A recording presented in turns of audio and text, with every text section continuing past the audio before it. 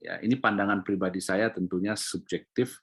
Saya ingin mengatakan bahwa sebaiknya supervisory authority ini adalah independent regulatory body. Pertimbangan pertama adalah karena ini berlaku baik untuk public sector maupun private sectors. Kita bisa bayangkan misalnya kalau itu ada pada eselon 1 atau eselon 2 di kementerian, gitu. Kemudian pelanggaran itu dilakukan oleh tingkat kementerian yang eselonnya di atasnya, begitu. Itu bagaimana? Ya. Bahasa Sundanya ada eweh pakeweh gitu ya. Ini bisa terjadi eweh pakeweh.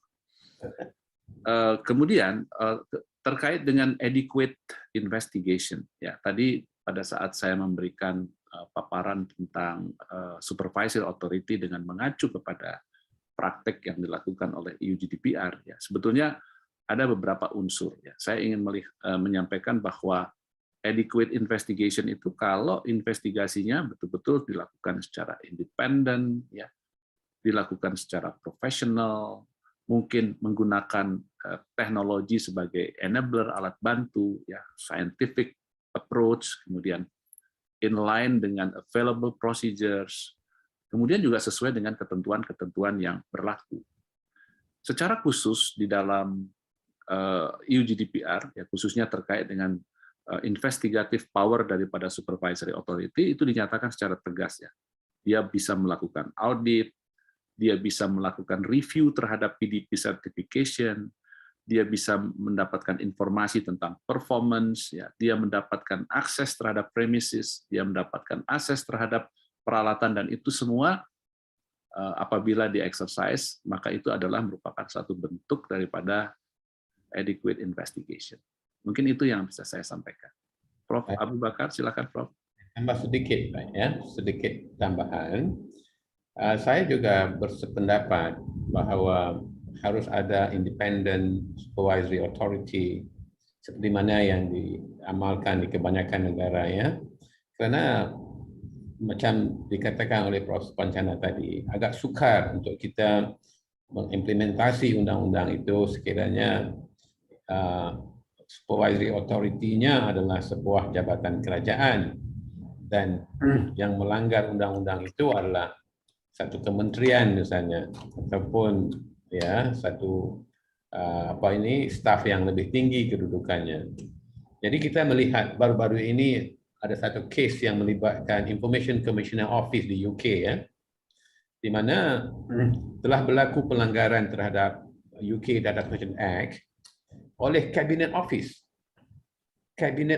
ya, dan ICO mengeluarkan perintah dan membuat arahan tertentu berdasarkan kuasa yang dia ada, dan saya pikir meminta denda, telah impose fine ke atas Cabinet Office of the UK. Adakah ini bisa berlaku kalaulah supervisory authority-nya berada di dalam suatu kementerian ataupun di bawah Kementerian Kominfo misalnya? Bisa tidak mereka enforce undang-undang itu without fear of favor? Itu yang menjadi isu. Persoalannya, whether or not the law can be enforced without fear of favor. Itu satu. Jadi, satu lagi mengenai adequate investigation, benar seperti mana yang dikatakan Prof. Pancana tadi, bahwa menggunakan powers, menggunakan teknologi, menggunakan investigatory powers yang ada, mereka harus membuat siasatan. Malah, karena undang-undang ini adalah undang-undang yang ada elemen human right-nya. Kalau seseorang itu ingin melaksanakan to exercise the rights, ya, to make complaint, dan komplain itu tidak diaddress, tidak diinvestigate, ataupun diinvestigate secara tidak adequate, itu menjadi isu. Itu menjadi isu besar. Maknanya we are not serious. We are not serious in recognizing the rights to privacy. Jadi itu yang dimaksudkan sebagai adequate investigation. Ya, maknanya sekiranya ada komplain mesti disiasat, dan siasatan itu mestilah adequate. Tidak menyiasat bermakna kita tidak benar-benar honor the right to privacy. Gitu.